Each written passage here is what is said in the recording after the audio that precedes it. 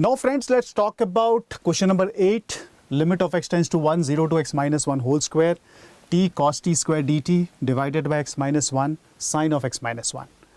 So this is a problem which is based on limit, and we can use Leibniz theorem here. So the theorem need to be used is Leibniz theorem. So this is a very important theorem we have. And when you just substitute the value of x is equal to 1 in denominator and numerator, we get 0 by 0 form. That is the indeterminate form we have. So when you use the Leibniz theorem, my dear students, what we do? Yes, we just differentiate the denominator and the numerator, that is using L'Hopital rule. So when you talk about L'Hopital rule, that means we are talking about limit of x tends to 1. We differentiate this, so this is coming out to be d dx of 0 to x minus 1 whole square. Just let me write it down once. T of cos of t square, and this is dt, right? And the next part is in the denominator part is nothing but we have d dx of, it can be written as x minus 1, and this is sine of x minus 1 we have, right? So we differentiate this part. So limit of x tends to 1.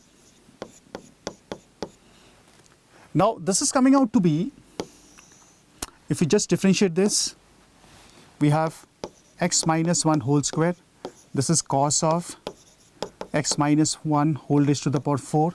Then we differentiate this part, which is twice of x minus 1. And here what we can write x minus 1. This is cos of x minus 1. And this is sine of x minus 1 into 1. Now you can see here, yes, we have x minus 1, we have x minus 1, we have x minus 1.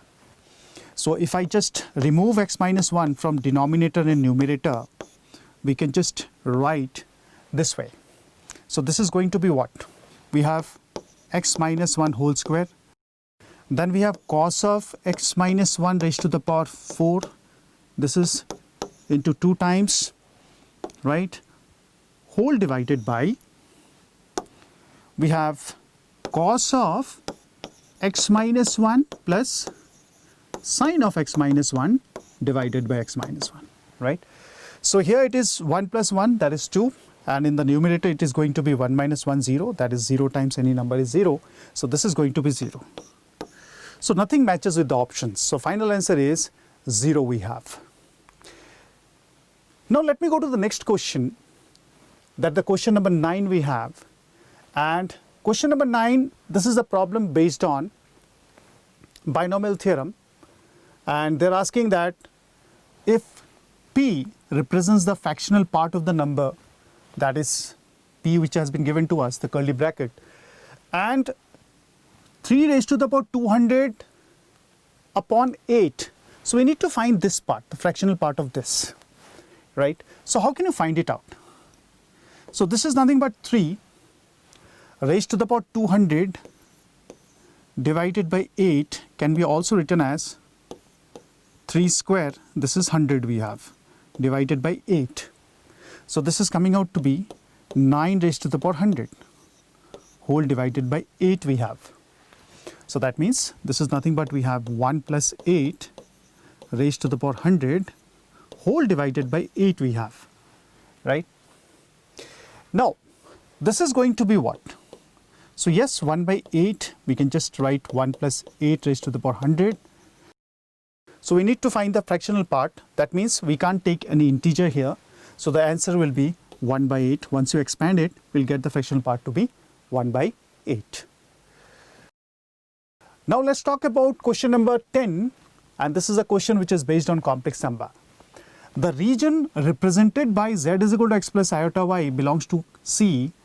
Magnitude of z minus real part of z is less than or equal to 1 is also given by the inequality, and these are the 4 options you have been given.